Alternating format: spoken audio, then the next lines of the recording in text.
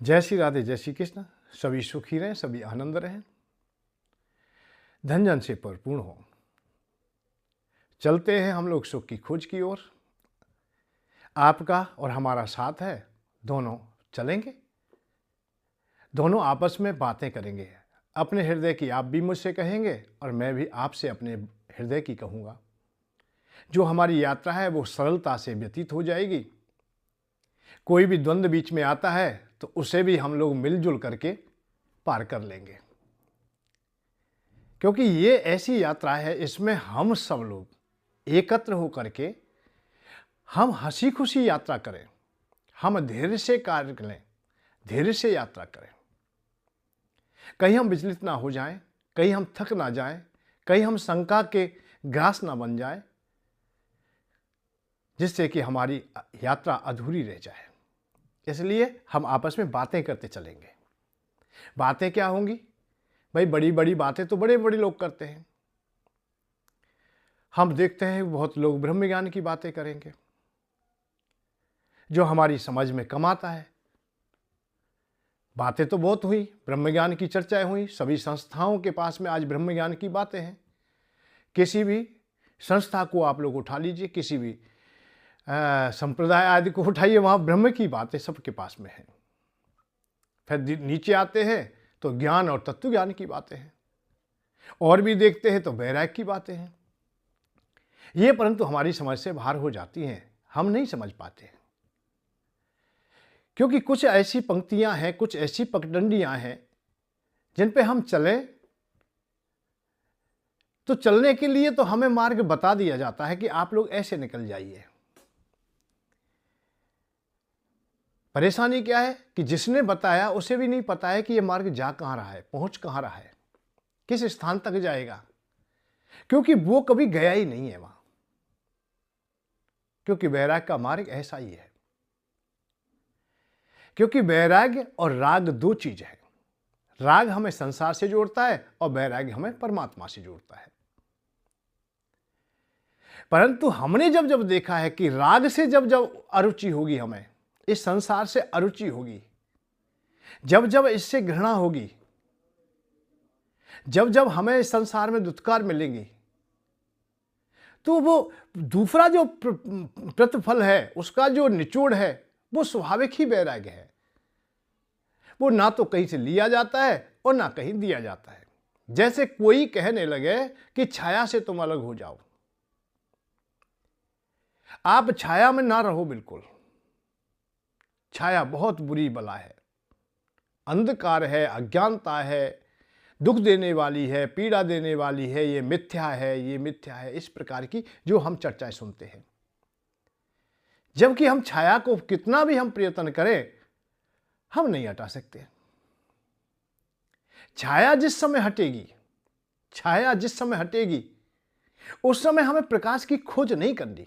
छाया हटते ही प्रकाश है, प्रकाश होते ही छाया हट जाएगी। अभी छाया क्यों है कि इकपड़ता ही प्रकाश है। जब चहुं ओर से हमें मणि मिल जाती है, ऐसा प्रभाव मिल जाता है कि छाया की आवश्यकता ही नहीं होती। चहुं ओर से प्रकाशित होने पर हम लोग पूर्ण रूपेण छाया से हम दूर हो जाते हैं। ऐसे ही हम लोग संसार में जब जब हम संसार में फंसे होते हैं और संसार से जब हमारी अरुचि होती है, तो स्वाभाविक ही हम लोग वैराग्य में चले जाते हैं। इसे कोई बताए या ना बताए कोई विशेष बात नहीं है। यह गुण साधन ते नहीं हुई, तुमरी कृपा पाव कोई कोई। अर्थात ये साधन से नहीं हो सकता है कि किसी को हम बताएं कि आप वैरागी हो जाओ, आप ज्ञानवान हो जाओ, आप मोक्ष वाले हो जाओ। बताते रहे, कितना भी बताए, करोड़ों लोगों को बताया भी जा रहा है और बहुत लोग बताने में भी लगे हुए हैं। विशेष बात इस बात की है कि ना तो वो लोग शांति का मार्ग खोज पाते हैं जो श्रवण कर रहे हैं, और ना वो ही अपने में शांति देख पाते हैं जो हमें वैराग्य बता रहे हैं। क्योंकि दोनों अवस्थाओं में अधूरापन देखने को मिलता है। तो मैं केवल इतना ही आपको इशारा हम लोग करते हैं कि जो चीज हमारी समझ में ना आए उनमें हम समय व्यतीत ना करें, बड़ी बड़ी बातें ना करें हम लोग। हम करेंगे छोटी छोटी बातें। छोटी क्या है? संसार की बातें। संसार की बातें जब हम करेंगे तो संसार की बातों से हम लोग स्वाभाविक ही कुछ ना कुछ लेते चलेंगे और छोटी बातें बड़ी महत्वपूर्ण होती हैं। जैसे बचपने में ही हमसे कोई अपराध हुआ, यदि माता पिता वहाँ हमें समझा देते, हमें बताते, हमें गुरुजन लोग बताते, तो हम बड़े अपराध के लिए हम लोग प्रभावी ना होते। छोटे छोटे अपराधों से हम लोगों को उन्हें स्वीकार करने की परंपरा बन गई। छोटे अपराध, छोटी चोरी, हमने जब विद्यालय में जा रहे थे हम किसी की कलम ले आए, माता पिता को पता भी चल गया, परंतु उन्होंने हमें सहारा ही दे दिया, हाँ कोई बात नहीं, ये कोई विशेष बात नहीं है। जब हम देखते हैं कि ये विशेष बात नहीं है, वो ही चलते एक दिन ऐसा रूप धारण कर लेती है कि हम लोग बड़ा भी चोरी करने लगे, बड़ा अपराध भी करने लगे, हम बड़ी झूठ बोलने लगे। छोटी छोटी झूठों से हम लोगों ने बड़ी झूठ ले ली। कहीं ना कहीं हमारे गुरुजनों का भी, हमारे जो माता पिता आदि हैं गुरुजन हैं, उनका भी अपराध रहा है, कहीं ना कहीं उनकी भी भूल रही है कि छोटा बालक है, उसे समझाने के लिए, उसे भयभीत करने के लिए, उसे चुप करने के लिए हमने उसे डरा भी दिया। हमने ऐसा भी बता दिया कि बाबा जी आ जाएगा और तुझे झोली में धर ले जाएगा। अब बताइए, ऐसी छोटी सी कहा तो छोटे रूप में ही, और उसका कोई विशेष बात भी नहीं था, बच्चे पर भी कोई प्रभाव पड़ा या ना पड़ा, परंतु उनको भी नहीं, परंतु वो धीमे धीमे ऐसी परंपरा बन गई कि मानो संत महात्मा बच्चों को उठाने वाले मान लिए गए, बच्चों से भयभीत कर दिया गया, बच्चों को संतों से भयभीत कर दिया गया, तो पूरे जीवन काल में वो संतों के पास जाते ही नहीं, संतों की वाणी सुनते ही नहीं, सनातन धर्म के मार्ग को वो समझ ही नहीं पाते पूरे जीवन काल, क्योंकि वो माता पिता ने तो ऐसा बताया वो मौखिक साधारणता से बात थी, परंतु वो बहुत बड़ी हो गई, बड़ा घर कर गई उनके। तो इसलिए हम लोग छोटी छोटी बातों पर विशेष ध्यान दें। बच्चों को हम क्या सिखा रहे हैं, क्या बता रहे हैं, हम घर में क्या कर रहे हैं, क्या न कर रहे हैं। एक बहुत अच्छे नामी वक्ता प्रवक्ता थे, अच्छे नाम था बड़ा। कुछ समय के बाद उन्होंने घर गृहस्थी में प्रवेश किया, विवाह शादी हुआ। चलते चलते ऐसा कुछ अनुभव हम लोगों को हुआ, हमारे सामने की घटना थी। वो जब स्नान कर रहे थे तो वो आधुनिक लंगोटी काचे हुए थे। आधुनिक लंगोटी का भाव है कि जो आजकल के नेकर चलते हैं, लाइलॉन के जो कच्छी थी वो पहनी हुई थी, वो हमें दिखाई दे गई। हम तो बचपन से और सदैव से ही, हमने तो गुरुकुल जब से धारण किया तब से लेकर के आज तक लंगोटी के अलावा कुछ धारण किया ही नहीं। जब उनके पास में हमने ये देखा तो हमने उनको टोका कि ये बात ठीक नहीं है। आप लोग आधुनिक युग में प्रवेश कर रहे हो, आप वक्ता प्रवक्ता हो, आप संत महात्माओं का संग करते हो, आप लोग आधुनिकता में रुचि रख रहे हो, और ये रुचि तुम्हारी बहुत बढ़ जाएगी आगे। मैंने कहा अरे कच्ची से क्या होता है, कच्ची से क्या होता है, परंतु नहीं, वो धीमे धीमे चलते चलते वो कच्ची ही लूज हो गई और ऐसी अवस्था में चली गई कि वो रास्ते से भटके ही दिखाई दिए, पूरे जीवन काल रास्ते से भटक गए। बहुतों उसके सामने ये बात आई, परंतु वो छोटी बात समझी गई, पर हमारा हृदय मान गया था कि जिसकी इस प्रकार की रुचि हो गई हो, जिसे अपनी जो सनातनी वेशभूषा है उससे अरुचि होने लगी हो, तो आधुनिक युग में तो जाएगा ही। अब ये इस युग का रहा ही नहीं, आध्यात्मिक क्षेत्र में कैसे ये टिक पाएगा, ये नहीं रह पाएगा, ये कहीं ना कहीं भटकेगा, और भटक गया। मैं जो बात इशारा कर रहा हूं, छोटी बातें हमारी घर गृहस्थी में भी बहुत हो जाती हैं इस प्रकार की, तो ऐसी बातें ना हो, हम झूठ ना बोलें, हम कोशिश करें जो भी बातें हम स्पष्ट कहें। कहीं विषम परिस्थिति है तभी हम लोग गोलमाल करें। गोलमाल का भाव, जैसे युधिष्ठिर महाराज ने झूठ बोला, मिलती जुलती सी बोल दें भाई। बहुत लोग आके पूछ ही रहे और हम देने की अवस्था में नहीं, या हम उसे नहीं दे सकते कोई वस्तु याद, तो बल्कि है नहीं, ये नहीं है बात भैया, है तो होगी, परंतु मेरे सानिध्य में नहीं है, या मुझे पता नहीं है, बच्चे आएंगे तब दे देंगे, देख लेंगे, अब इस समय नहीं। उस समय की अवस्था को तुम किसी भी प्रकार से युक्ति से भी काम कर सकते हो, नहीं देना है या नहीं पाते, परंतु हर चीज में हम झूठ बोले तो वो ठीक नहीं है। तो घर गृहस्थी में रहते हुए हम लोग यदि यहाँ मजबूत हो जाते हैं तो हमारी सुख की खोज की ओर जो हमारे कदम चल रहे हैं वो सार्थक हो जाएंगे, और निश्चित सुख की खोज हम प्राप्त कर लेंगे। और हम यदि सुख की खोज प्राप्त कर लेते हैं तो हमें सब कुछ मिल जाता है। इस दुनिया में केवल सुख की खोज ही है। कीट पतंग पशु पक्षी देवता यक्ष गंधर्व मानव सब सुख की खोज में लगे हुए हैं, सब सुख की खोज कर रहे हैं। एक मुझे बता दीजिए, और मैं तो यहां तक कह दूंगा कि सुख का जब अभाव होता है तो उससे हम लोग दुखी होकर के, परेशान होकर के, कोई बिरला अरुचि पाके जाता है। अरुचि पाके जाना और भयभीत होके जाना, ये दोनों में फर्क है, भेद है दोनों का। यदि दुत्कार में गए हो, आप अभाव में गए हो, यदि आपका विवाह ना हुआ और तब आप ब्रह्मचारी हो रहे हो, तो ये अलग विषय है। आपसे धन ना कमाया गया, आप घरगृहस्थी ना बसा सके, आप संसार में अच्छी प्रकार से ना रह सके, घरगृहस्थी ना चला सके, हार के बैरागी हुए हो, ये अलग विषय है। एक अरुचि के अनुसार बैरागी हो जाए, घरगृहस्थी भी उसने अपनाई, कर्तव्यों का पालन पूरा किया है, पैसा भी खूब कमाया है, खूब देखा है पैसा, खूब पत्नी का संग किया है, स्त्रियों को देखा है, सब काम कर लिए उसने, और अब अरुचि हो गई है, अब वो बैराग की ओर जा रहा है, तो इसमें भेद है। भाई सिद्धार्थ भी वैराग्य धारण करते हैं और एक साधारण व्यक्ति भी वैराग्य धारण करता है। एक गरीब व्यक्ति जो फटेहाल था, जिस पर कोई भी घरगृहस्थी के साधन बटोरे नहीं गए, वो भी वैरागी हो गया, उसने भी कमंडल उठा लिया, लंगोटी काच ली है, और सिद्धार्थ भी है, अर्थात बुद्ध भगवान भी है। दोनों दृष्टि मात्र से तो एक जैसे लग सकते हैं कि दोनों एक जैसे हैं, परंतु दोनों एक जैसे नहीं है। एक इस संसार को छोड़ के जा रहा है, छोड़ने की चाहों में मल तप कर रहा है कि मैं छोड़ूं जितना भी। एक पाने की चाहों में तप कर रहा है, वो छोड़ेगा क्या? वो तो वही पहले भी नहीं था उसके पास में, तो वो एक जैसा दिखाई दे रहा है, परंतु उन दोनों के रास्ते अलग अलग हैं। एक ऊपर को चढ़ रहा है और एक नीचे उतर रहा है। बीच में ही हमें एक जैसा दिखाई दिया कि एक जगह ठहरे हुए हैं, ये दोनों बराबर है, बराबर नहीं है। क्योंकि सिद्धार्थ के सामने तो कोई सुंदर स्त्री भी आए तो भी उस पर कोई प्रभाव ना होगा, क्योंकि सुंदर स्त्रियों का संग उसने किया है। धन भी आए तो राजा है, राजकुमार है, राजा है, इसलिए उसके पास में धन का भी कोई प्रभाव ना होगा।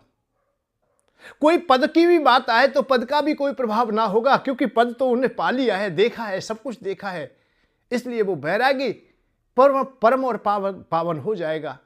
वो ज्ञान में प्रवेश करेगा, उसे बोध होगा और परम ब्रह्म को प्राप्त करेगा, श्रेष्ठ ब्राह्मण हो जाएगा, ब्रह्म को पाते पाते ब्रह्म हो जाएगा, क्योंकि उसे ही बोध हुआ, उसने ही अपनी इंद्रियों को जगाया, क्योंकि उनकी और कोई खोजी थी नहीं। एक और बात बताए आपको, इस दुनिया में हमारी इंद्रियों का एक कर्तव्य है, स्वाभाविक गुण है उसका। क्या गुण है? कि वो निरंतर खोजती है। आज भी हम खोजते हैं। अपने को टटोल के देखिए, हम कभी भी ऐसा नहीं है कि रिक्त बैठे हों, हम कुछ ना कुछ खोजते हैं, और वो ही सुख की खोज ही होती है। ये मिल गया हमें, इसके बाद में दूसरा अभाव दिखाई देने लगता है। भाई जब हम विद्यार्जन कर रहे थे तो हम विद्यार्थी अच्छे थे और ये कामना करते, हनुमान जी से भी प्रार्थना करते, सरस्वती माँ से करते, गणेश जी से करते कि कैसे भी हम लोग अच्छी शिक्षा प्राप्त कर लें, अच्छे नंबर हमें प्राप्त हो जाए, अच्छी प्रकार से पास हो और सब में हमारा नाम हो। जब हम पास हो गए, हमने शिक्षा प्राप्त कर ली है, तो हम अच्छी नौकरी की बात करते हैं, जीविका के साधन हमारे बढ़िया हो। जीविका के साधन हमारे बढ़िया हो जाते हैं तो फिर हम अच्छा विवाह करना चाहते हैं कि अब घरगृहस्थी बसाए, सुंदर हमारी पत्नी आए, स्वाभाविक बढ़िया हो। फिर हमारी कामना होती है कि हमारे अच्छी संतति मिल जाए। ये क्रम निरंतर चलता रहता है। संसार में हम लोग सुख की खोज में निरंतर चलते रहते हैं। तो ऐसे ही जब हमारे, अच्छा एक बात बताइए, जब हम आगे बढ़ गए तो अब हम लोग कभी भी ऐसा नहीं कहते कि हम अच्छी तरीका से पास हो जाएं, क्योंकि पास तो पहले हो लिए, अब पास से हमें कोई प्रयोजन ही नहीं। हमें उन गुरुओं से या उन शिक्षाओं से या उन पुस्तकों से भी कोई विशेष प्रयोजन नहीं रह जाता, वो अलमारी में धरी रह जाती है। क्योंकि जो रास्ता हम तय कर चुके हैं वो रास्ता पीछे रह चुका है। एक दिन हम कामना कर रहे थे सुंदर हमारी पत्नी आए, पर पत्नी की अब कामना करते नहीं, क्योंकि पत्नी तो हमारी है। हम ना पुत्र की कामना करते क्योंकि पुत्र हमारे पास में है। जो चीज हमें प्राप्त हो जाएगी उसकी हम कामना भी नहीं करते, ना प्रार्थना करते हैं हम लोग, ना उसकी खोज में निकलते हैं। जिनके पुत्र का अभाव है वो बेचारे संतों के पास, महात्माओं के पास, वेदों के पास, जहां कोई बताता है सहारा वहीं जाते हैं कि हमें एक पुत्र मिल जाए। आत्मदेव ने बहुत प्रयत्न किए कि कैसे भी मुझे पुत्र मिल जाए। कब? जब अभाव था। जब मिल गया फिर किसी से नहीं कहता कि मुझे एक पुत्र मिल जाए। अब पुत्र के लिए और व्यवस्था सोच सकता है, मन भी हमारा और कुछ चाहेगा। ऐसे ही हमें संसार जब पूरा मिल जाता है, संसार के कर्तव्य हमारे पूरे हो जाते, उस समय की अवस्था में जब वैराग्य आता है, और वो क्यों आता है? वो भी आता जाता नहीं, स्वाभाविक है कि अब संसार हमारा पूरा हो गया, घरगृहस्थी हमारी पूरी हो गई, पैसा हमने देख लिया है, बड़े बड़े अच्छे व्यंजन हमने प्राप्त कर लिए हैं, स्त्री का भी संग हमने कर लिया है, सब हमने अब सब चीज हमने पा ली, अब हमें आवश्यकता नहीं है इसकी। पर मन तो कुछ खोजेगा, हमारा चित्त तो खोजेगा, हमारी खोज तो निरंतर चलेगी। तो जो नहीं खोजा वो खोजेगा। संसार तो हमने खोज चुके या खोजा हमने, हमारे कर्तव्य पूरे हो गए, हम समस्त ऋणों से पूर्ण हो गए। माता पितृ ऋण था उसको भी हमने पूरा किया है, गुरु ऋण था उसको भी किया है, पितृ ऋण था उसको भी, देव ऋण था उसको भी, भूत चराचर जगत के जितने भी ऋण थे उनसे उर्ण हुए हम लोग, दान पुण्य आज यज्ञ करके, माता पिता की सेवा करके, गुरुजनों के आज यज्ञ आदि करके सब हम अपने को ऋण कर लिया। अब क्या करेंगे? अब स्वाभाविक बात है कि जो नहीं खोजा था अब तक, जहां तक नहीं पहुंचे वहां जाएंगे हम लोग। हम लोग सहज तो रह नहीं सकते, क्योंकि क्या नहीं खोजा था? हमने आध्यात्मिक क्षेत्र नहीं खोजा था, हमने परमात्मा नहीं खोजा था, इसलिए हम अब लोग परमात्मा की ओर चल देते हैं। तो सिद्धार्थ अर्थात बुद्ध भगवान अब परमात्मा की ओर चलते तो वापिस होने की कोई बात ही नहीं है। जो अधूरा गया है वो वापिस निश्चित आएगा, निश्चित आएगा, चाहे वो आश्रम में फंस के रह जाए, चाहे घरगृहस्थी में पुनः वापिस आ जाए। ये अवस्थाएं मैंने देखी है, मैंने अनुभव में की है, मैं निरंतर देखता हूं, अनुभव करता हूं। घर से चले गए हैं, अधूरे जो चले गए, जिनसे धन नहीं कमाया गया, घरगृहस्थी नहीं पाल पाए, या उन कर्तव्यों का पूरा नहीं पालन कर पाए, कर्तव्य जिनके अधूरे रह गए, वो लोग फिर पुनः संसार में, प्रपंचों में फंसे देखे, चाहे वो आश्रम के रूप में हो, नाम आश्रम रख दिया, वैसे वो आश्रम तो है नहीं, वो भी घरगृहस्थी की तरह, उनको भी नमक मिर्च मसाला और यही अवस्थाएं उनके भी सामने है। यो की त्यों है सब कुछ, केवल रूपांतर बदल गया है। कहीं हम देखते हैं कि लोहे की जंजीरें हैं, कहीं देखते हैं हम एल्युमिनियम की है, और कहीं देखते हैं हम लोग चांदी की है, तो कहीं सोने की भी हो सकती है। केवल जंजीर तो जंजीर है, बंधे वो भी पड़े हैं, पर बंधने वाले पर कोई प्रभाव नहीं है, सोने की हो चाहे लोहे की हो, क्योंकि वो तो बंधा हुआ है। उसका तो एक केंद्र है कि यहां से बाहर नहीं निकल सकता। जब बाहर निकल ही नहीं सकते, हम मुक्त हैं ही नहीं, तो घरगृहस्थी भी, ये संसार जो दिखाई दे रहा है उसमें और उस आश्रम में कोई भेद ना रहा। वहां भी वो चिंताएं सताती रहेंगी कि हमारे पास पैसे का अभाव है, आज तो कम लोग आए, आज दक्षिणा कम ही है, अब हमारा कैसे काम चलेगा? भंडारा चल रहा है, 1000 रुपये खर्च हो रहे, 800 ही आए, जबकि 1500 आने चाहिए थे, 2000 रुपये आने चाहिए थे। आप लोग सोच रहे हैं कि वो दानी दाता है क्या? दानी दाता कहां से आते? दानी दाता आते, गौ माता को भोजन कराया जाता तो भैया इतने आश्रम कैसे बन जाते, इतनी बिल्डिंगें कहां से बन जाती? वो तब किया कि गौ माता के लिए 1000 रुपये का हमने चंदा लिया है, उसमें से हमने 500 तो गौ माता पे खर्च किए, 500 हमने अपने लिए किए, हमने वहां बचत की है। तो हम भी कहीं ना कहीं प्रपंच में फंसे हुए हैं। तो ये अलग विषय है। वो कौन फंसा है? जो अधूरा था, जो अधूरा गया था, जो पूर्ण गया था वो वापस ना आया, वो ब्रह्म हो गया, वो ब्रह्म में रम गया, क्षत्रिय से ब्राह्मण तक हो गया।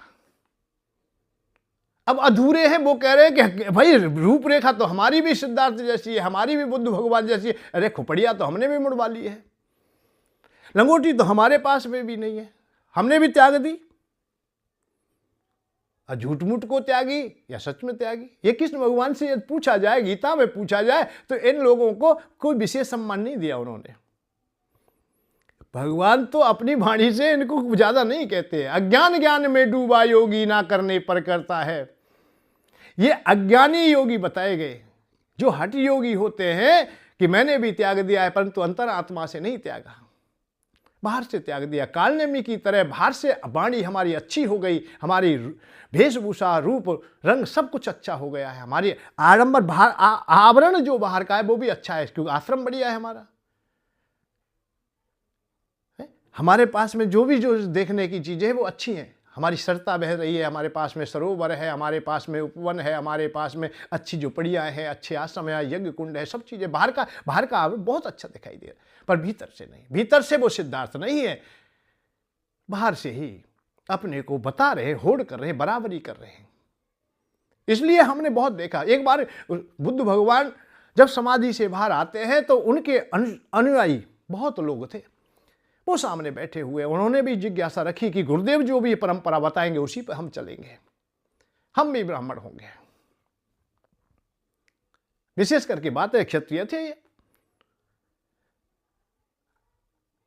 जब गुरुदेव की आंखें खुली, अपने शिष्यों को देखा, उन्होंने जब जिज्ञासा रखी कि गुरुदेव आप नहीं रहेंगे तब हम क्या करें, उन्होंने इशारा किया कि आप लोग केवल जगिए, जागो जागो जागो, इतना ही कहा और वहीं समाधिस्थ हो गए, फिर पुनः वापस ना आए।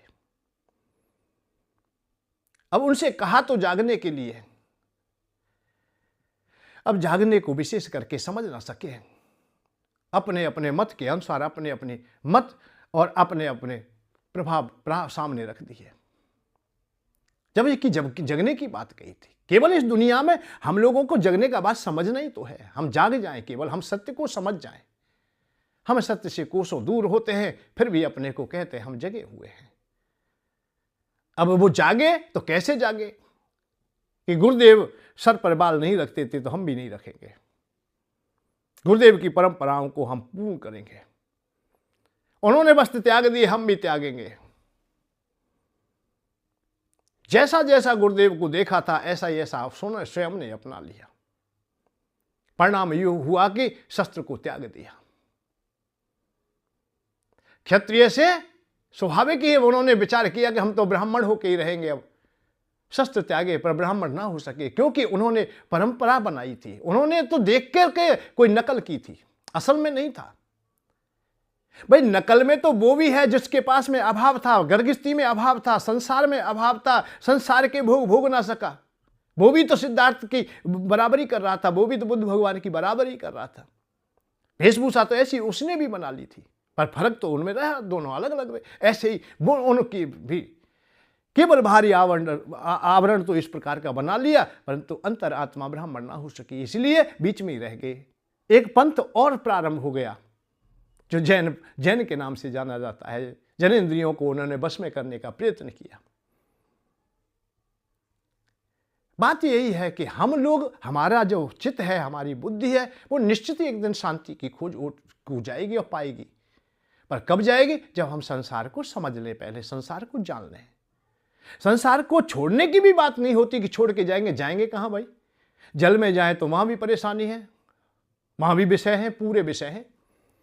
काम भी है, वहां क्रोध भी है, वहां लोभ भी है, वहां मोह भी है, वहां भी लड़ाई होती है, जलचरों में लड़ाई होती है, वहां भी क्रोध है, वहां भी अपनी संतति का पालन करते हैं, मोह वहां भी है, संतति पैदा करते हैं, वहां भी काम है, हर विषय वही है। सौवर्षि ने, महाराज ने तो केवल जल में ही तो देखा था मच्छों का संग आपस में, अरे जलचरों को ही देखा था, उसी से काम पैदा हो गया देखने मात्र से ही। अरे तू समाधि लिए बैठा है और इसलिए बैठा है कि काम की अग्नि को शांत कर दूंगा, जल में समाधि लेके बैठ गए। परंतु हम लोग देख रहे हैं कि जल में भी काम है, ये काम कभी नष्ट नहीं होता। अरे ठीक है, धिक्कार है ऐसे बैराग के लिए, जिससे तो मैं गर्गिस्ती बसाया होता तो मेरे भी बच्चे होते, मेरा भी परिवार होता। यही विचार करके वो समाधि को छोड़ देते हैं, मानधाता के पास पहुंच जाते हैं, उनकी पुत्रियों से विवाह करते। 50 पुत्रियों से विवाह किया सौवर्षि। तो जल में भी हमें विषय दिखाई देते, आकाश में भी दिखाई देते, थल में भी दिखाई देते, जंगल में भी देखे हैं, कंदराओं में देखे हैं, एकांत में देखे हैं, गांव नगर सब जगह हमने ये विषय देखे हैं। विषयों के बगैर तो है ही नहीं।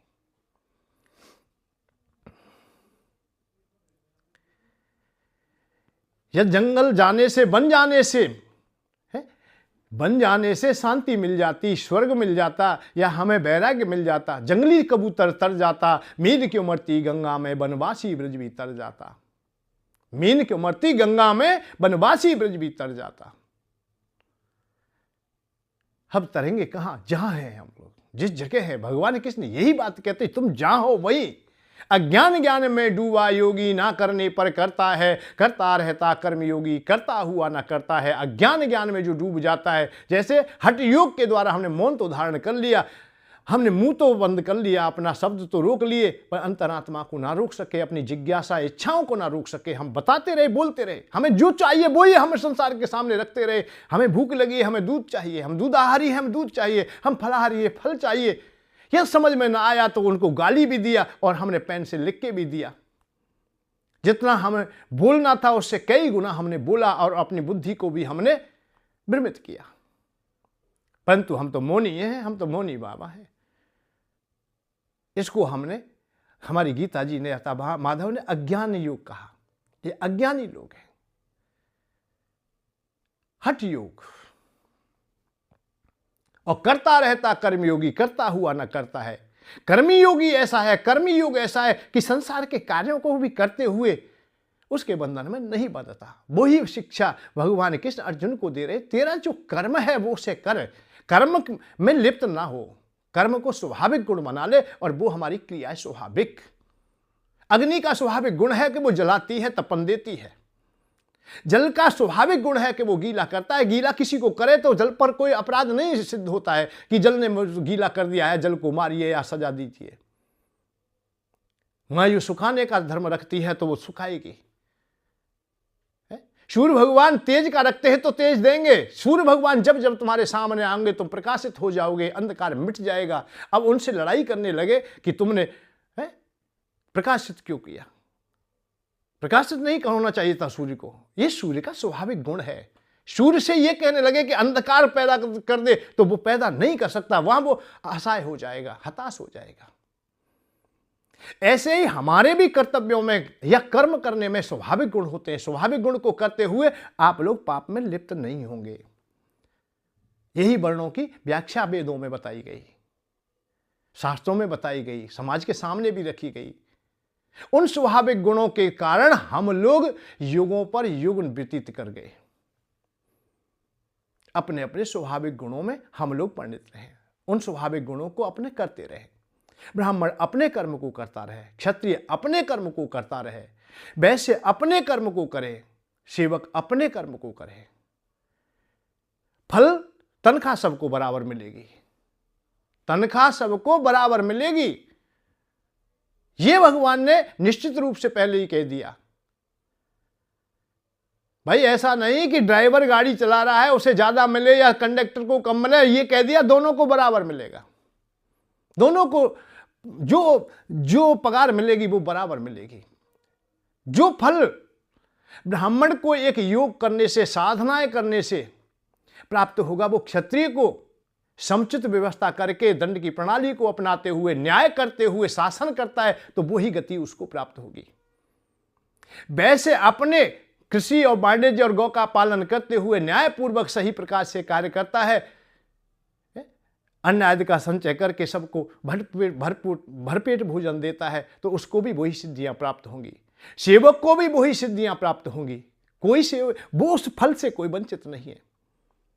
विपरीतता कहां आई कि हमें सबसे पहले अपने अपने धर्मों को ही छोड़ना प्रारंभ कर दिया। भगवान कृष्ण अर्जुन से यही कह रहे, तू अपने धर्म को मत छोड़ भाई, अपने वर्ण धर्म को, स्वधर्म को मत छोड़, उसे तू अपना। तू क्षत्रिय है, क्षत्रिय धर्म कोई है भाई, कोई प्रणाली है जो हमारे पूर्वजों ने हमें दी है, पूर्वजों से जो चली आ रही है उसको कर। पंडितों जैसी बातें कर रहा है तू, ये बात ठीक नहीं है। पर तेरी तरह तो ऐसे तू जो झूठा ज्ञान बखान रहा है, ऐसे तो पंडित भी नहीं करते।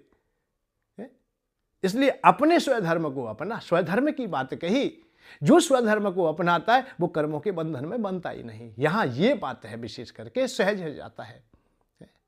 और अपना धर्म, अपना कर्म, अपनी व्यवस्थाएं कमजोर भी हों। अपने पिता हमारे कमजोर हैं भाई, हो सकता है बुद्धि कम हो उनमें, किसी व्यक्ति में ज्यादा हो। हमारे पिता हो सकता है सुंदर ना हो, किसी का पिता बहुत सुंदर है, धनवान ना हो, बलवान ना हो, बहुत ऐसी अवस्थाएं आ सकती हैं, परंतु हमारे पिता तो हमारे हैं, हमारे लिए वो आदर के योग्य है, हमारे पूजनीय है, क्योंकि हमें उन्होंने ये साधन दिया, ये देह दी है, हमारे लिए उन्होंने बहुत परिश्रम किया है।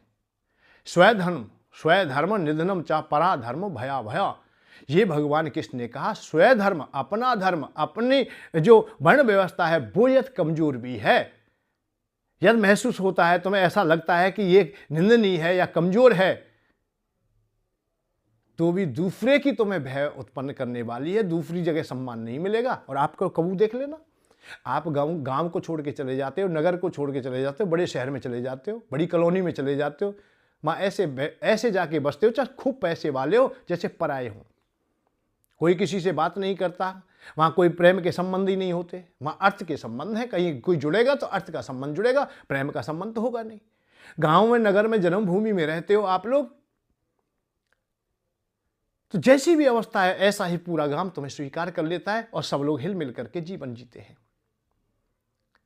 आप यदि सद्विचार रखते, अच्छी वाणी रखते, अच्छे व्यवहार में रहते, घर गृहस्थी को सही जगह चलाते, आप कमजोर भी हो, आर्थिक अवस्था भी कमजोर हो, तुम्हारी बुद्धि की अवस्था भी कमजोर हो, फिर भी वहां जीवन तुम्हारा अच्छी प्रकार से व्यतीत हो जाता है।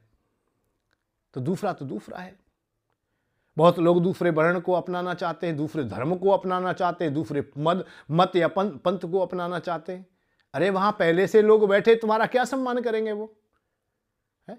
तुम दुत्कार में पड़ जाओगे। अपना कैसा भी है, अपना गांव है, अपना नगर है, अपना देश है, यही हमारे आदर के योग्य है।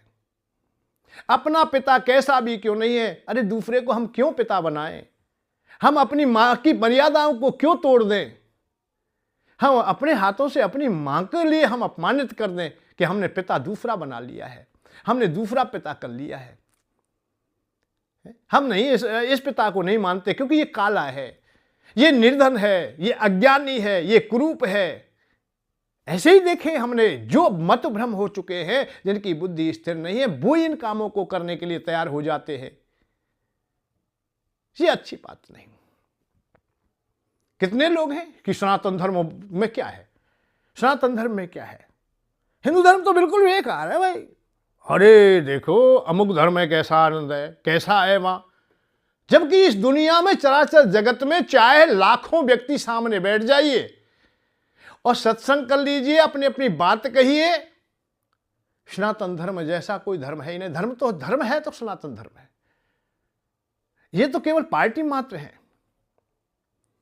भाई। इनकी अवस्था ही कितनी है, काहू की 1500 साल हुई है, किसी को 2000 हुई है, किसी को 500-700 हुई है, किसी को 2000 के अब आसपास हुई है।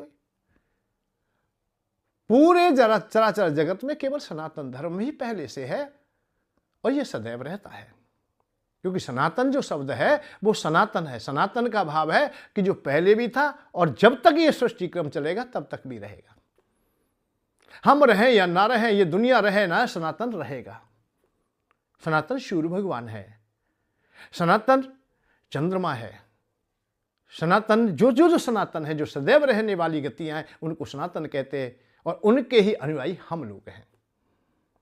परंतु बहुत लोग तो ये भी कहते दिखाएंगे कि अरे इसमें क्या है। तो उन लोगों की अल्प बुद्धि है, छोटी बुद्धि है, वो सही निर्णय नहीं ले पाते। छोटी छोटी बातों के कारण हम संसार में इस प्रकार की अवस्था में पहुंच जाते हैं, या हम बिछुट जाते हैं, या फंस जाते हैं। पुनः हम लोग उस शाश्वत मार्ग को नहीं देख पाते, शांति के मार्ग को नहीं देख पाते, हम सुख की खोज से वंचित हो जाते हैं। जीवन पर जीवन हमारे ऐसे ही व्यतीत हो जाते हैं। कुछ लोगों को मैं देखता हूं, परिपक्व की अवस्था आ गई, 50 साल के हो गए, हमारी उम्र के अनुसार हो गए, कोई 65 का हो गया, कोई 60 का हो गया, 70 साल के भी देखे मैंने, 75-80 के भी देखे, परंतु उनका लोभ की क्रियाएं वहीं बैठी रही, जहां थी वहीं है। बूढ़ी होवे देह हमारी ममता भरी जवानी की, बूढ़ी होवे देह हमारी ममता भरी जवानी की, नई नवेली दुल्हन जानो कर श्रृंगार जवानी की। ये ममता आता इच्छाएं उन लोगों की ऐसी हमेशा जवान बनी रहती है, खुद बूढ़े हो गए जैसे नई दुल्हन घर पे आती है, ऐसे ही जो जो बूढ़े होते हैं और ममता अर्थात इच्छाएं, लोभ, विषय उनके ऐसे प्रभावी हो जाते हैं जैसे नई नवी दुल्हन हो, और उन पर बहुत बार अपने को उड़ेलती रहती है, बहुत वो अपनी ओर खींचती रहती है। वो लोग क्या है, वो जीवन को गंवा चुके हैं। 70 साल का हो गया है फिर भी चोरी की बात में रुचि रख लेता है। 75 साल का हो गया है और फिर भी वो झूठ बोलने के लिए खुश हो जाता है, या झूठ बोल देता है, स्वयं भी बोल देता है, बच्चों को भी सिखा देता है। ये हम देख रहे, बच्चा झूठ बोल के पैसा लाया फिर भी उसे डांटता नहीं, बताता, उसे सही राह नहीं बताता है कि नहीं ऐसे नहीं कमाना चाहिए, ऐसे बेटा नहीं, हमें सच्चाई से कमाना चाहिए, ईमानदारी से कमाना चाहिए, सही राह से कमाना चाहिए। भाई बुराई क्या है? वो महाभारत में एक प्रसंग आता है, विदुर जी कहते हैं कि वो तो सभा नहीं जिसमें वृद्ध ना हो, कोई बूढ़ा ना हो, पर वो बूढ़ा नहीं जो सत्य ना जानता हो, सत्य ना कहता हो, या सत्य को स्वीकार ना करता हो। बाल पक जाने से बूढ़ा हो जाए नहीं, बहुत ऐसे पशु हैं जिनके सफेद बाल बचपन से ही हैं, तो इसका मतलब ये नहीं कि वो बुद्धिमान हो गए हैं।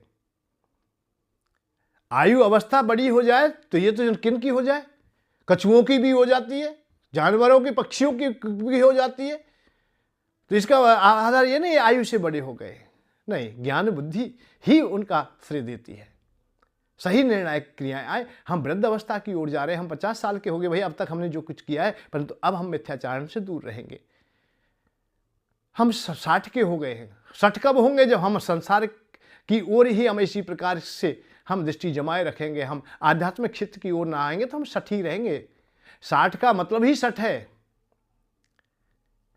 और गिनती तो आगे के लिए और इशारा भी करती है। तू अकेला 60 है, तू 61, अकेला 60 है।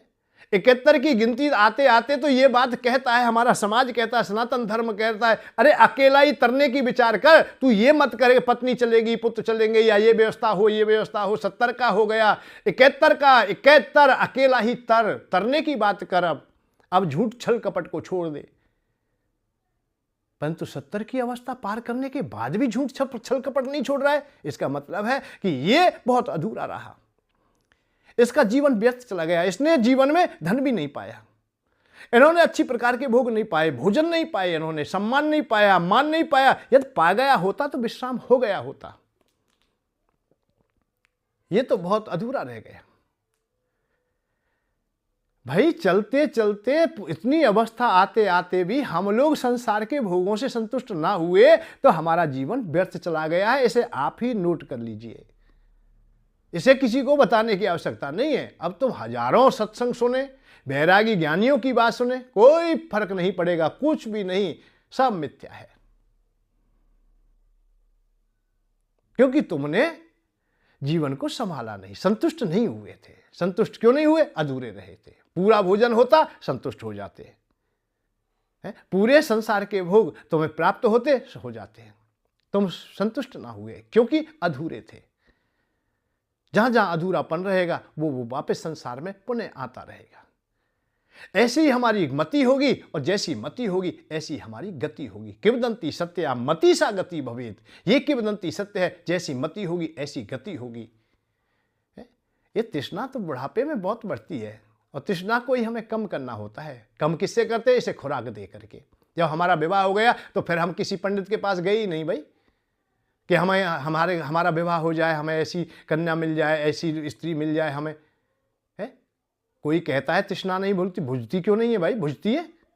तुमने कहीं पुत्र मांगा है, तुम्हारे 2-3 पुत्र हो गए, और किसी पंडित से कहा है कि मेरे एक पुत्र हो जाए, 1000, 2000, 4000 रुपया दिए हैं किसी को दक्षिणा में। एक आदमी बताइए मुझे खोज करके जिनके पास में 2-1 पुत्र पहले से हैं, और वो कहता हो किसी पंडित से जा करके कि भाई मेरे पुत्र हो जाए।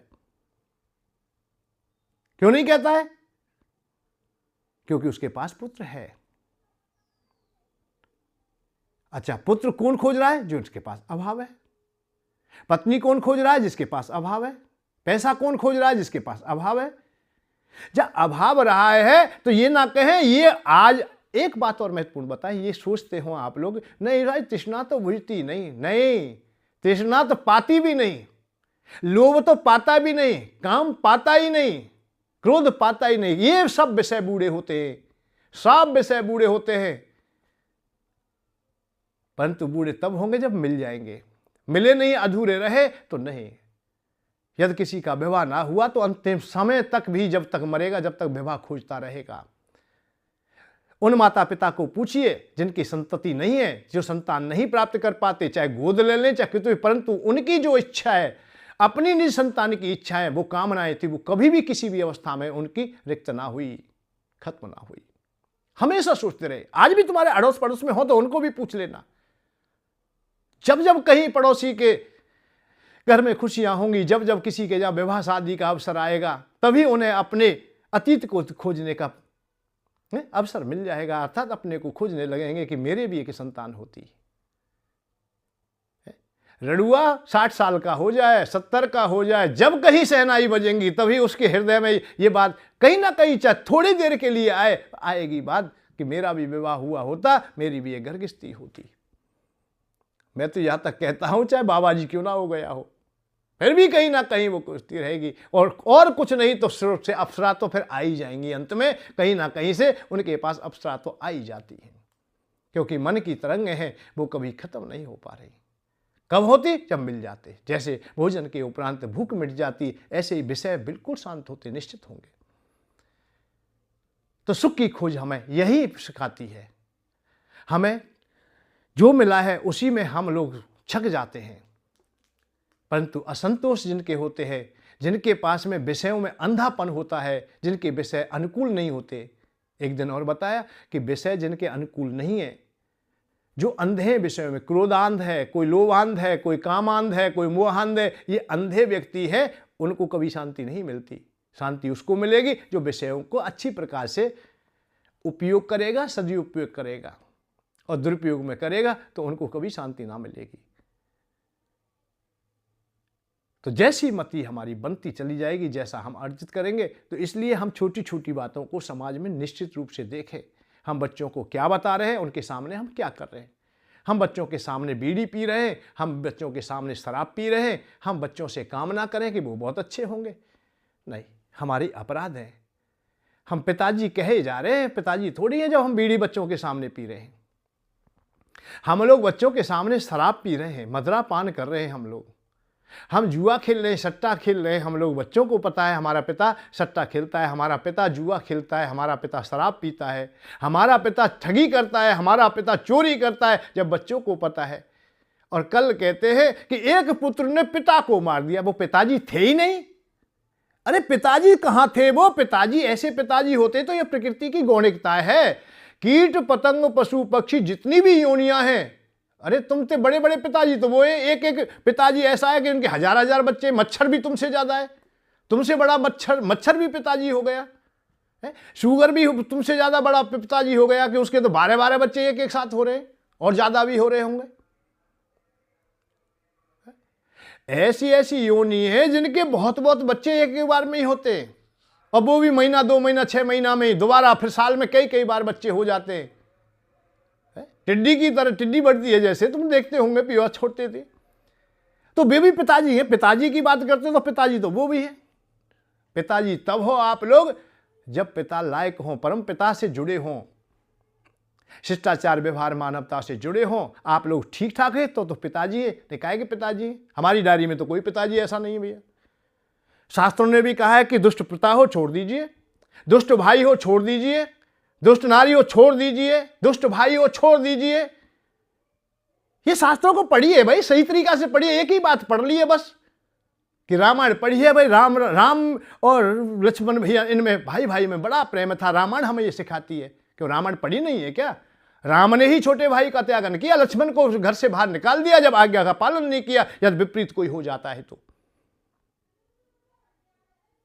एक काम के वशीभूत, एक नाम के वशीभूत, एक राम के वशीभूत हम लोग कोई ना कोई तो धारण करते हैं। राम ने अपनी मर्यादा को बचाने के लिए लक्ष्मण का त्यागन किया, पत्नी का त्यागन किया। जहां प्रेम था वहां त्याग भी था।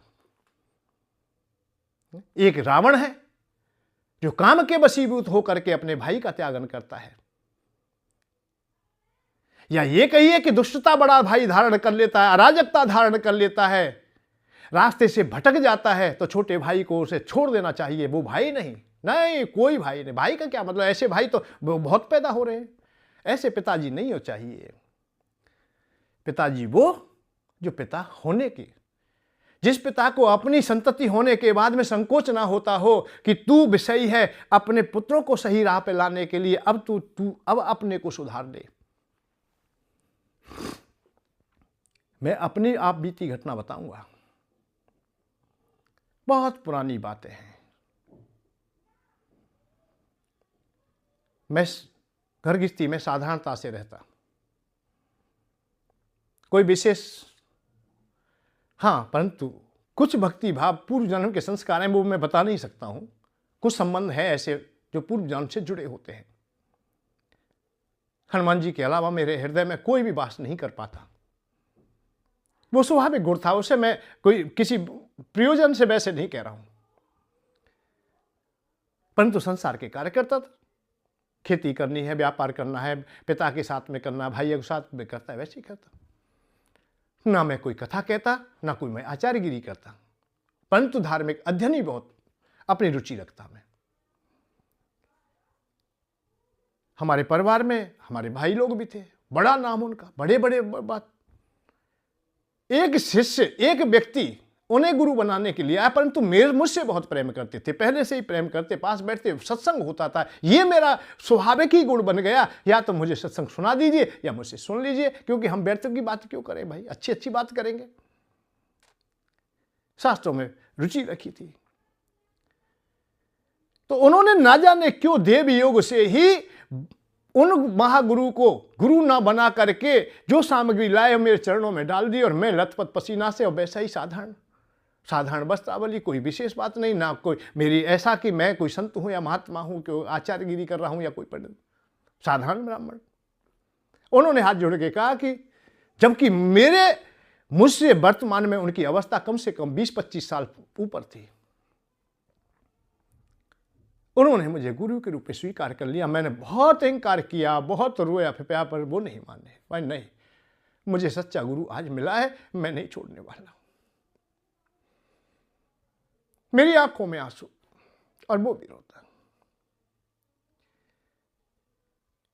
जब सने सने मुझे ऐसा लगा कि तू संसार के काम कुछ ऐसे भी होते हैं या करते हैं जो तुम्हें नहीं करने चाहिए, ब्राह्मण होकर नहीं करना चाहिए, या गुरु बन के नहीं करना चाहिए। सबसे पहली बात तो ये, मैं अपने को ही बताऊं, मैं विषय था, मैं भी जैसा भी, संसार के विषय मुझे चारों ओर से घेरे हुए, इन विषयों से बाहर जाना बड़ा कठिन कार्य होता है, पर उस समय मैं उन विषयों में था, चाहे चुपके से था, चाहे प्रत्यक्ष में था। मैं सिगरेट पीता, रोजाना सिगरेट पीता, खूब पीता, पर उनके बाद में जब उन्होंने शिष्य धारण कर लिया तो मुझे बड़ा संकोच हुआ अपने में कि अब इस व्यक्ति को ऐसा कोई कहेगा कि इसका गुरु तो सिगरेट पीता है, तो इनको थोड़ा सा अच्छा नहीं लगेगा, क्योंकि इनके लिए अच्छी बात नहीं कि गुरु की कोई बुराई कर रहा है। तो मैंने उसी दिन प्रण किया कि अब तू केवल एक काम कर, तू अपने विषयों को, अपनी इच्छाओं को त्याग दे। किसके लिए? केवल उस नारायण सिंह के लिए, उस शिष्य के लिए जिसने तुझे गुरु मान लिया है। अपने सम्मान की बात नहीं, अपनी इच्छाओं की बात नहीं, अपनी कामनाओं की बात नहीं, केवल उसके लिए तू कुछ बन जा रे, केवल उसके लिए तू बन। बस यही कामना थी, और उसी कामना को रख करके कि तूने मुझे गुरु बनाया है, मैं भी एक दिन गुरु बन के तुझे दिखाऊंगा कि सचमुच में गुरु होना चाहिए कि नहीं, हो तो कैसा हो, कैसा मार्गदर्शक हो। हम केवल एक बात कहना चाहते हैं कि इस दुनिया में बहुत बैरागी, बहुत प्रवचन करता होते हैं। मैं केवल एक ही बात कहना चाहता हूं, आप अपने लिए ना सुधरें, कोई परेशानी नहीं, आपकी क्या गति होगी वो तुम्हारे अधीन है, परमात्मा जाने। परंतु जो हमारे सानिध्य में आए, जो शिष्य लोग हैं, जो हमारे सुन रहे हैं, हमसे जो वार्तालाप कर रहे हैं, जो हमसे जिज्ञासा लिए बैठे, हम उन्हें हृदय से बात बताए, उन्हें हम सच्चा रास्ता बताए। हम कोई छुपाव ना रखे, हम अपने में विषयी रह गए तो उनका कल्याण ना कर सकेंगे, उनका उद्धार ना कर सकेंगे। हम अपने लिए सुधरे या ना सुधरे, हमारे सानिध्य में जो जो हमसे आशा लगाए बैठे हैं उनके लिए हमें सुधरना पड़ेगा। हम वही बात बताए जिनको हम हृदय से स्वीकार कर लेते हो। हमारे हृदय में दुराव रह गया, हमारे में कोई पाप रह गया, कोई छिपाव रह गया, तो हम उनको कल्याण का मार्ग हृदय से ना दे पाएंगे। हम वाणी से कालने में जैसी बातें मीठी मीठी कितनी भी कर ले, उससे कल्याण का मार्ग ना मिलेगा। इसीलिए हम सुखी नहीं हो पाते, इसीलिए हम अपने लक्ष्य को प्राप्त नहीं कर पाते, इसीलिए हम भगवत प्राप्ति नहीं कर पाते। हमारे हृदय में फिर प्रेम आता ही नहीं, हमारे में भक्ति आती ही नहीं, उस आनंद का अनुभव होता ही नहीं। माधव दौड़ के हमें खोजते ही नहीं। हम भटके हुए एक पागल श्वान की तरह हमें दुनिया में भटक जाते हैं। चलते रहो, घूमते रहो, तुम्हें कुछ नहीं मिलने वाला। तृष्णा कैसे बढ़ जाएगी? जब तुम्हारे हृदय में भक्ति बढ़ेगी, तुम्हारे में प्रेम बढ़ेगा, तुम्हारे में सच्चाई बढ़ेगी, तो तृष्णा बढ़ कैसे जाएगी? काम बढ़ कैसे जाएगा? जब राम हृदय में वास करेंगे तो काम होगा क्यों? आनंद तुम्हारे हृदय में होगा तो क्रोध होगा ही क्यों? और क्यों क्रोध में अंधापन आएगा? क्यों लोभ में अंधापन आएगा? क्यों काम में हम अंधे होंगे? हम विषय में अंधे होंगे ही नहीं। हम ऐसे शीतल स्वभाव वाले हो जाएंगे, हम सहज हो जाएंगे। और जिस दिन सहज हो गए उसी दिन तुम्हें परमात्मा मिल गए। अलग है ही नहीं, क्योंकि परमात्मा और तुम अलग है ही नहीं। कोई कहता हो कि तुम अलग हो, तुम अलग, नहीं नहीं नहीं। आत्मा और परमात्मा में कोई भेद नहीं है। अरे बर्फ में और जल में कोई भेद नहीं है। बर्फ जल का ही रूपांतर है, केवल उसे समझने का है। और समझे या ना समझे, एक ना एक दिन तो बर्फ पिघल ही जाएगी। जिस दिन पिघल जाएगी उस दिन जल बन जाएगी और जल में वो पूर्ण रूप में रम जाएगी। जब तक वो बर्फ है, सागर में फेंको, कहीं भी फेंको, वो बर्फ अलग दिखाई देगी। परंतु जिस समय वो जल बन जाएगी उस समय वो एक हो जाएगी। जानत तुम्हें तुम्हें हो जाएगी। जिस दिन उस हृदय तक पहुंचेगी वो एक हो जाएंगे, अलग रहेंगे ही नहीं। अलगता कहीं नहीं दिखाई देगी। हम में कब तक है? जब तक हम अधूरी हैं। हम वयोवृद्ध होकर के भी हम पिता ना बन सके, हम भाई ना बन सके, हम गुरु ना बन सके। ये है हमारे धिक्कार के लिए। उन शिष्यों को धिक्कारने की बात नहीं। धिक्कारना तो उनका है जो दायित्व निभाए बैठे हैं, जिनकी जिम्मेदारी है, जो धर्म के ठेकेदार है। उनको समझना चाहिए कि हमें कैसा व्यवहार करना चाहिए, हम कैसे चलें और कैसे करें ना। घर गृहस्थी एक परेशान है पैसे के लिए, और पैसे के लिए तू भी परेशान है। फिर वो बेचारा कहां सहारा देखेगा, कहां जाएगा? वो तो छोटी झुपड़ियां बनाना चाहता है, पर तेरी तो आत्मा कभी संतुष्ट होती ही नहीं। तू कितना बड़ा आश्रम बनाना चाहता है? एक आश्रम नहीं है, दूसरा आश्रम दूसरे शहर में, नगर में, या दूसरे तीर्थ में भी है, चौथे में भी, पांचवें भी। अरे भाई, बनना क्या चाहता है? कोई बताए तो सही कि हम बनेंगे क्या।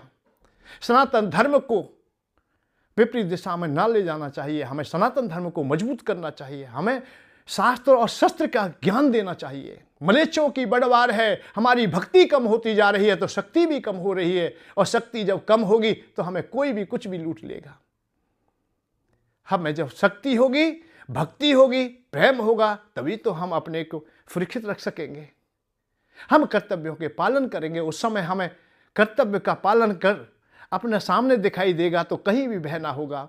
अर्जुन की तरह हम भी खड़े हो जाएंगे। ये झूठा बैराग तो रोजाना आते रहेंगे, चलते रहेंगे। अर्जुन का कोई बैराग नहीं था। अर्जुन से बढ़िया बैरागी आज कुछ खोजना चाहे। परंतु हमें तो बड़ा आश्चर्य होता है, बैरागियों की पैठ लग रही है, भाग रहे हैं, सब लोग भाग रहे हैं। अरे कोई इस संसार से संतुष्ट होकर के जा रहा है, उसे तप करने दीजिए। उनकी बराबरी करते हो आप लोग।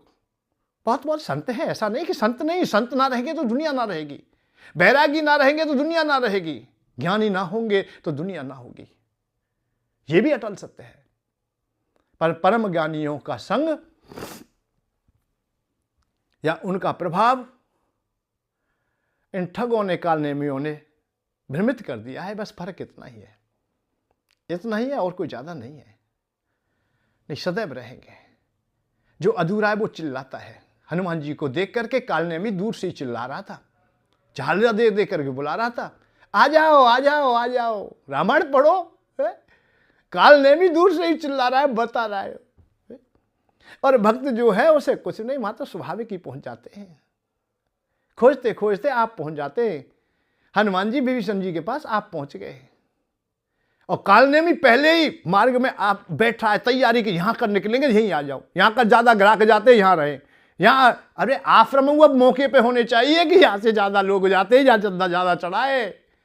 आड़ साइड में आश्रम हो, अरे भैया यहाँ कौन आता है, यहाँ क्या फायदा है। जहाँ मौका हो, जैसे वाणिज्यों जैसा क्रिया है, जैसे दुकान भैया या चौराहे पे ज़्यादा चलेगी तो ये दुकान ज़्यादा महंगी, यही भैया हमारी तो किनारी बाजार में ही दुकान होनी चाहिए। आश्रम भी हमारा हो तो बड़ा सा मौके पर, बढ़िया जगह पर, वृंदावन में ही हो। चलो ठीक है भैया, जैसा जैसा चल रहा है, सबका अपनी अपनी बातें हैं, परंतु सत्य को तो एक ना एक दिन जानना पड़ेगा हमें, क्योंकि हमें सनातन धर्म की रक्षा करनी है, सुरक्षा करनी है, व्यवस्था करनी है। देश धर्म की ओर हमेशा हमारी दृष्टि रहनी चाहिए। आज सनातन धर्म का प्रवचन थोड़ा कमज़ोर होता है तो उसमें परिवर्तन होना चाहिए।